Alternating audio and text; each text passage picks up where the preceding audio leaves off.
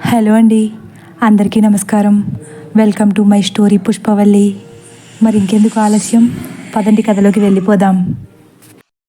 అలా ఆ రోజు గడిచిపోతుంది. మరునాడు ఉదయం ఎప్పటిలాగానే అందరూ ఎవరి పనుల్లో వారు బిజీగా ఉన్నారు. మృదుల కూడా తన పనిలో తాను నిమగ్నమైపోయింది.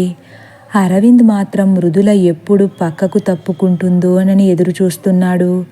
అలా కాస్త సమయం గడిచాక, అత్తయ్య, నేను స్నానానికి వెళ్తున్నాను అని టవల్తో చేతులు తుడుచుకుంటూ చెబుతుంది మృదుల. సరే అని చిన్న పదంతో సరిపెట్టేస్తుంది కమల. మృదులతో ఏం మాట్లాడాలన్నా అందరికీ భయంగానే ఉంది. అందువల్లే కమల కూడా మృదులకు పెద్దగా పనులు ఏమీ చెప్పకుండా వీలైనంత దూరంగా ఉంటుంది. అలా చెప్పేసి బట్టలు తీసుకుని బయటకు వెళ్ళిపోతుంది మృదుల. మృదుల ఎప్పుడు బయటకు వెళుతుందో అని గమనిస్తున్న అరవింద్ ఒక్కసారే గుమ్మం దగ్గరకు వచ్చి మృదులను గమనిస్తాడు. మృదుల బాత్రూంలోకి వెళ్ళి తలుపు వేసేసుకోగానే పరుగున కిచెన్లోకి వెళ్ళి, అమ్మా, నీతో ఒక విషయం మాట్లాడాలి, తొందరగా రా అని కమల చేయి పట్టుకుని వేగంగా లాగుతాడు. ఏమైంది? మళ్ళీ మృదులేమి కొత్త సమస్య తీసుకురాలేదు కదా? కంగారు పడిపోతుంది కమల. లేదు, ఇక్కడైతే మృదులకు వినిపించిపోతుంది, గదిలో మాట్లాడుకుందాం అని నెమ్మదిగా అంటూ అమ్మను బెడ్రూమ్లోకి తీసుకువెళతాడు. మంచంపై పడుకుని ఫోన్ చూసుకుంటున్న కిషోర్ వీళ్ళిద్దరినీ చూసి, ఏంట్రా అని అనుమానంగా చూస్తూ అడుగుతాడు. అమ్మా, మృదులను ఈరోజు భూత వైద్యుడి దగ్గరికి తీసుకువెళ్దామనుకుంటున్నాను అంటాడు అరవింద్. భూత వైద్యుడి దగ్గరికా? ఇప్పుడు అవసరమే వచ్చింది పెద్దోడా? మృదుల బాగానే ఉంది కదా? నెమ్మదిగా చెప్పుకొస్తుంది కమల. ఏం బాగుంది? నువ్వు చూసావా వదిన బాగుండడం? చూసి చూడకుండా తెలిసి తెలియకుండా ఏది పడితే అది మాట్లాడకు. వాడొక మంచి నిర్ణయం తీసుకున్నాడు, దాన్ని ఫాలో అవ్వని అంటాడు కిషోర్ అసహనంగా. అది కాదురా, వదిన మనల్ని ఏమీ ఇబ్బంది పెట్టట్లేదు కదా? పూజారి గారు వచ్చే వరకు ఆగితే సరిపోతుందేమో అనిపిస్తుంది అంటుంది మళ్ళీ కమల. అదే చెబుతున్నాను, ఇప్పుడు మళ్ళీ మొదటికి వస్తావేంటి? నిన్న నువ్వు గుర్రు పెట్టి హాయిగానే పడుకున్నావు. నీ పెద్ద కొడుకేమో వాళ్ళ ఆవిడ కోసం అర్ధరాత్రి అని చూడకుండా కొంపలన్నీ తిప్పేశాడు నన్ను అంటాడు కిషోర్.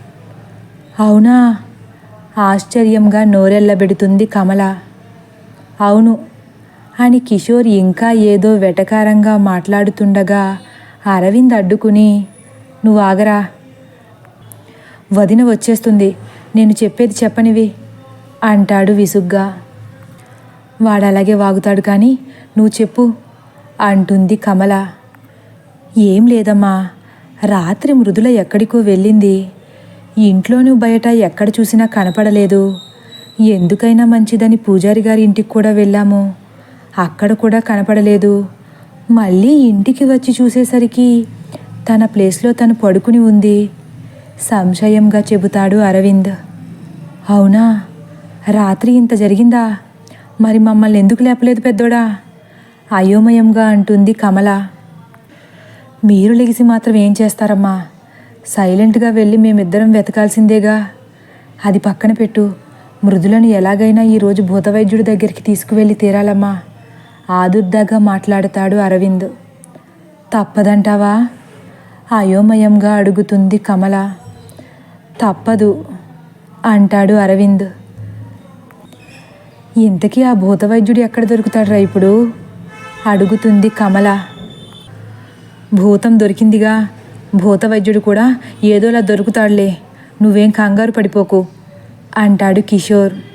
నువ్వు ఆగరా మధ్యలో కాస్త కస్సుమంటుంది కమల. ఉదయమే ఊళ్ళోకి వెళ్ళి గంగయ్య తాతని కనుక్కొచ్చాను, దేవరపల్లిలో ఉంటాడంట అంటాడు అరవింద్. పోన్లే, మంచి పని చేశావు తడుముకోకుండా అనేస్తాడు కిషోర్. దేవరపల్లా? మరీ అంత దూరమా? సరే, నన్ను కూడా తోడు రమ్మంటావా అంటుంది కమల. అంత దూరమా అంటున్నావు? ఎంత దూరం ఉంటుందేంటి? ఓ 30 కిలోమీటర్లు ఉంటుందా అనుమానంగా అడుగుతాడు కిషోర్. ఏడ్సావులే, 30 కిలోమీటర్లుంటే అంత దూరమా అని ఎందుకంటాను? ఓ 100 కిలోమీటర్లు ఉండొచ్చేమో కదరా పెద్దోడా అని అరవింద్ వైపు తిరుగుతుంది కమల. అవును అని తల ఊపుతాడు అరవింద్. అమ్మో అంత దూరమా? వదినని అక్కడికి తీసుకువెళ్ళడం నీ వల్ల కాదు అనేస్తాడు కిషోర్. ఇద్దరూ కిషోర్ వైపు అనుమానంగా చూస్తారు. లేకపోతే ఏంట్రా, ఈ చుట్టుపక్కల ఎవరూ లేనట్లు ఎక్కడికో వెళ్తానంటావేంటి? మా కాలేజీకి దగ్గరలోనే ఒకడున్నాడు, సులువుగా చెప్పేస్తాడు కిషోర్. అవునా, నేనెప్పుడు చూడలేదు అంటాడు అరవింద్. వాడేమైనా ఐఏఎస్ ఆఫీసరా? ఇంటి ముందు బోర్డు పెట్టుకుని తిరగడానికి? భూత వైద్యుడు అని లేచి కూర్చుంటాడు కిషోర్. మరి బోర్డు పెట్టుకున్నప్పుడు నీకెలా తెలిసిందో అడుగుతాడు అరవింద్. మా ఫ్రెండ్ ధీరజ్ చెప్పాడు. వాళ్ళ నాన్నగారిపై వాళ్ళ చిన్నాన్నే ఆస్తి కోసం చేతబడి చేయించాడంట. ఆ చేతబడిని విడిపించడానికి అక్కడికి తీసుకువెళ్ళారంట అని చెప్పుకొస్తాడు కిషోర్. ఆ చేతబడి నుంచి విడిపించాడా అడుగుతాడు అరవింద్. 3 రాత్రులు ఏవో క్షుద్ర పూజలు చేశాడంట. అవి అయిపోయేసరికి వాళ్ళ నాన్న మామూలు మనిషి అయిపోయారంట అంటాడు కిషోర్.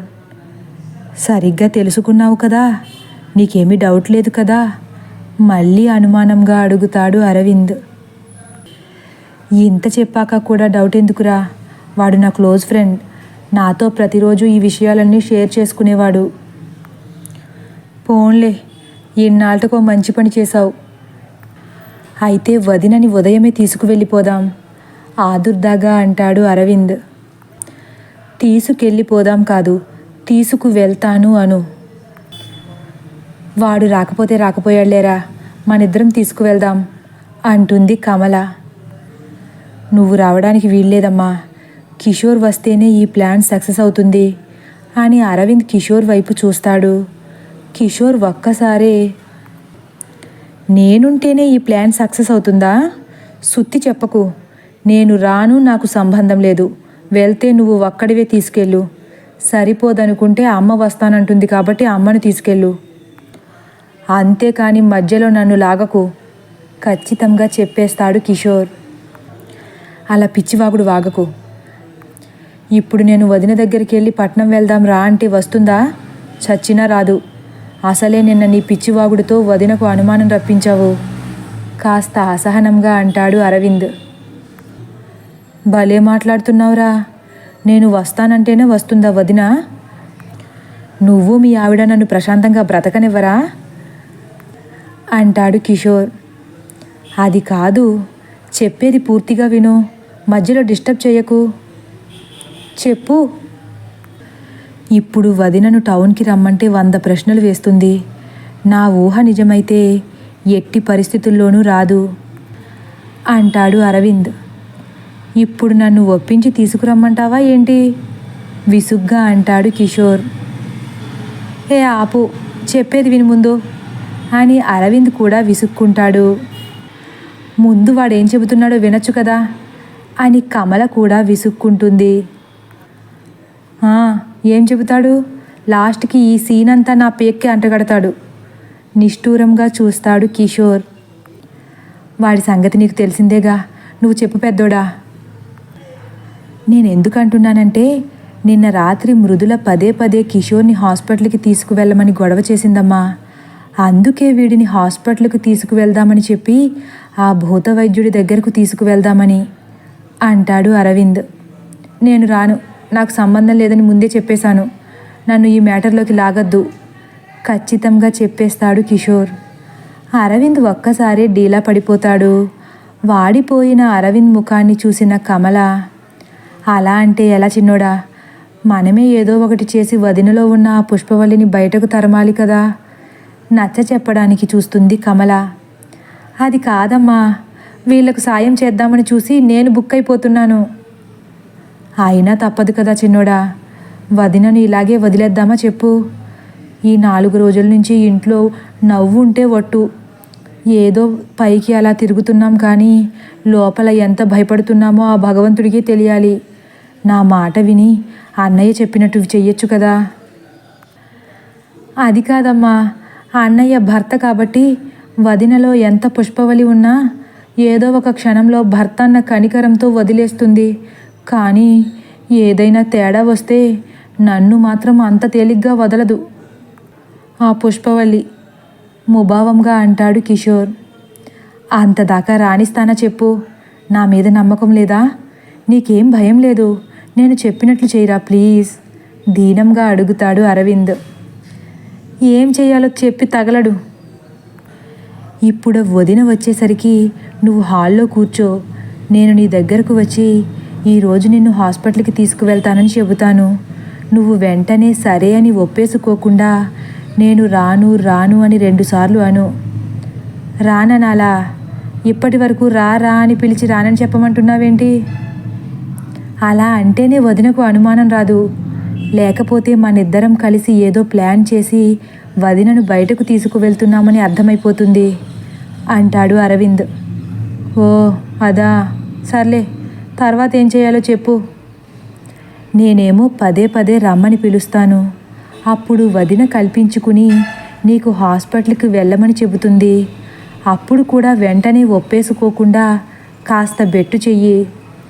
అలాగని మరీ తెగే వరకు లాగకు, సరేనని తల ఊపు. నువ్వు ఒప్పుకున్న వెంటనే నేను మృదులతో, నువ్వు కూడా వస్తావా మృదుల? నిన్ను కిషోర్ని హాస్పిటల్లో దింపి నేను వేరే పని చేసుకొస్తానని చెబుతాను. నాకు తెలిసి మృదుల వెంటనే ఒప్పుకుంటుంది అనుకుంటున్నాను, వివరంగా చెప్పుకొస్తాడు అరవింద్. ఒప్పుకుంటే పర్లేదు, ఒప్పుకోకపోతే అప్పుడేం చేస్తావు? ఇక మనం చేసేదేం లేదు. సాయంత్రం పూజారి గారిని తీసుకువచ్చి పుష్పవల్లి గురించి చెప్పడమే. అలాగే అని కిషోర్ అంటుండగా అత్తయ్య అంటూ వీళ్ళున్న గది వైపుకు వస్తుంది మృదుల. ష్ అని నోటి మీద వేలేసి గబుక్కున లేచి తలుపు చాటుకు వెళ్ళిపోతాడు అరవింద్. కమల కూడా అమాంతం లేచి నుంచుని కిషోర్ కప్పుకున్న దుప్పటిని చేతిలోకి తీసుకుని మడత పెడుతుంది. కిషోర్ తన చేతిలో ఫోన్ పట్టుకుని అటువైపుకు తిరిగి ఫోన్ చూస్తాడు. అత్తయ్య అంటూ గదిలో అడుగు పెట్టేస్తుంది మృదుల. మృదుల కాస్త ముందుకు రాగానే అరవింద్ నెమ్మదిగా బయటకు వెళ్ళిపోతాడు. కమల ఊపిరి పీల్చుకుంటుంది. స్టవ్ మీద కూర వేసి ఇక్కడేం చేస్తున్నారు? కూరంతా మాడిపోయింది అంటుంది గాబరాగా.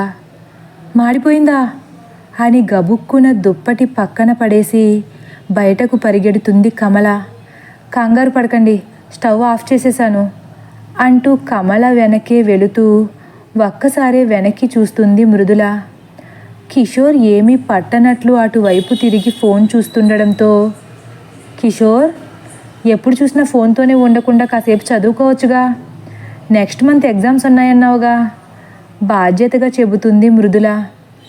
కిషోర్ ఇక తప్పదన్నట్లు ఇటు పక్కకు తిరిగి, చదువుతాను వదినా, కాస్త ఈ జ్వరం తగ్గాక చదువుతాను అంటాడు. ఏంటో ఒక్కొక్కసారి నువ్వేం మాట్లాడుతున్నావో నీకే అర్థం కాదు. చదువుకోవడానికి జ్వరానికి సంబంధం ఏముంది? చదువుకోవాలని లేదని చెప్పు. సర్లే నీ ఇష్టం అంటూ బయటకు వెళ్ళిపోతుంది. అలా మృదుల కిచెన్లోకి వెళ్ళడం గమనించిన కిషోర్ వాళ్ళ ప్లాన్ అమలు చేయడం కోసం వెంటనే హాల్లో ఉన్న అరవింద్ పక్కకెళ్ళి కూర్చుంటాడు. తదుపరి భాగం కోసం వేచి ఉండండి.